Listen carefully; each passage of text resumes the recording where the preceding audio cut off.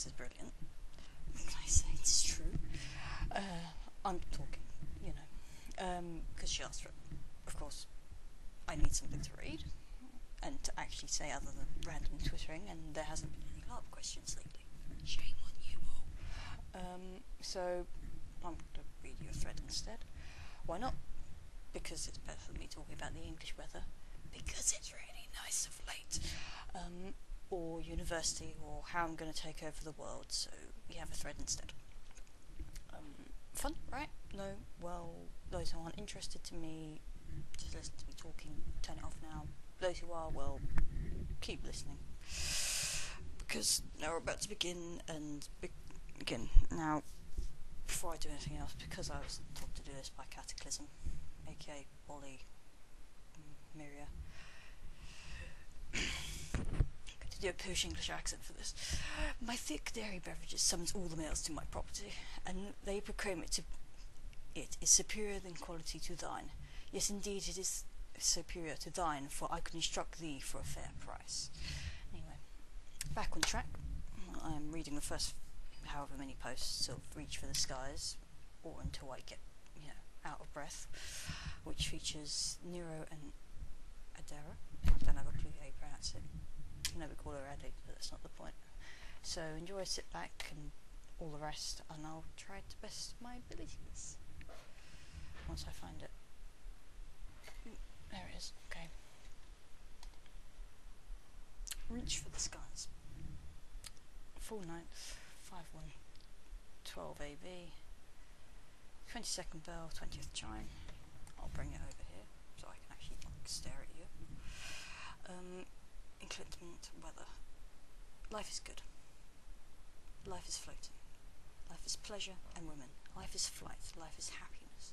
I feel like dancing and singing, so free, no mirror around, so perfect, I can do whatever I want. Nero is nearly skipping along the dance floor of the inclement weather, fresh under the effects of a couple of strong drinks and even more poppers. He's feeling basically perfect, as he should with a night all to himself. The addition of a feel of a good drug and the buzz of alcohol didn't hurt things either. The club was fairly busy, which was all the redhead teen could want. Patrons of the establishment were into the music, hot and heavy, the bodies twisting and flailing to the music, grinding against one another. Just reading ahead. And inebriated joy. Nero simply felt like he was spinning gracefully among them, the drugs running in his system, altering his senses of what was really happening. In reality, the proud Aurora was moving rigidly and awkwardly, mostly off time with the driving rhythm of the drums. No one seemed to care, however, as there were a large number of dancers out either just as more altered by substances running through their bodies. All that mattered was the raging drums and the sweet guitar in the cave was famous for. Nero's strange movements could almost fit when hidden with the crowd as he turned, bumped and ground with everyone he caught his eye, which in his current state was almost everyone. Body glistening with the sweat covering everyone who had been there for more than half a bell. Nero had lost himself in the music. Eyes slightly glazed over, he was simply moving from person to person, a feeling of merging and re-emerging, pushing him further and further into his desires. Agovin and Lobanon's powerful beats had everyone energized, excited, and ready to continue moving their bodies to music until the sun rose. Total perfection, if you ask Nero. Nero came here frequently, as it was never to remember it the next day. It was to explore everything about himself, about his culture, and preferably about whoever he could grab hold of. As the song ended, the Aurora found himself drifting over to the bar to get another drink before the next song started. The effects of the popper were still strong in his veins, but it didn't deter him from trying to locate someone who he felt wouldn't spurn his advances. Blurry visions made this difficult, so with a fresh drink in hand and another powerful song rocking the dance club, he stumbled back onto the dance floor, yelling and screaming wildly, "This is life!"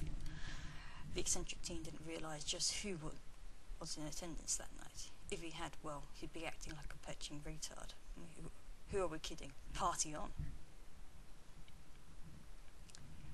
Addie had been spending more of her time in the weather, Syria turned a blind eye to the inebriated women who came home to her bed nightly, thought Addie, and knew it wouldn't be long until her lover would step in and try to make her talk about her problems. The last 2 seasons hadn't been kind to the little healer, ever since the danger storm. No, and sigh. No. Shaking her head vigorously, as if to physically shake the thought from her head, Addie lifted the glass to her lips and took a long swallow of the clear liquid within. No fancy fruit drink for her tonight. The straight alcohol burning down her throat and making her eyes water. Already her head swam a bit, and the pounding of the drum caused the faint lights around the carnivorous room to throb with the beat. Slinkly in an outfit of pure wine brider that had been cut off a thigh height, and a vanity that had barely enough more than a strip of fabric across the chest, Addie practically glowed in the dimly lit room as she lounged against the wall, simply watching the crowd rise. The shadow that she had lurked in was deep enough to hide her predatory smile that curled at the corners of her lips as she sipped from her glass. The mobility of her thoughts washed away as the alcohol began to thrum through her veins. She had to pick carefully. There was a couple nearby that were all but undressing each other on the dance floor. A moment of pondering dissuaded Andy from joining them, allowing her shoulder to push herself away from the wall, and as she downed the last of her alcohol, the now empty glass idly pushed into the hand of the passer-by.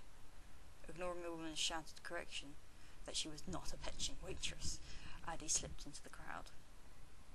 It was easy for her to slip in between the flailing individuals. Her short stature and slender figure, did not mention her exceptional flexibility, allowed her to weave quickly to the centre of the dance floor. Those who frolicked around the edge of the crowd were interesting enough, but the real action went down in the middle, where even the brightest of the lights didn't reach. When Addie made it past the wall of the bodies, she wasn't disappointed.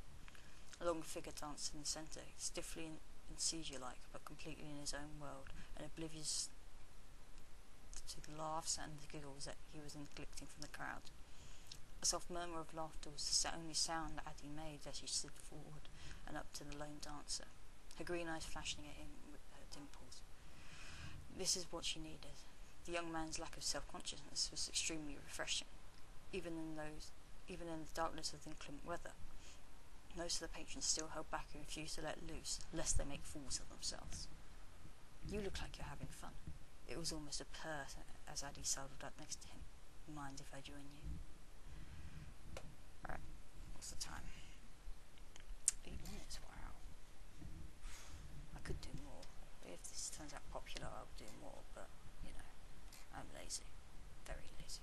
Incredibly lazy. Anyway, ta-ta. It most likely wasn't that good.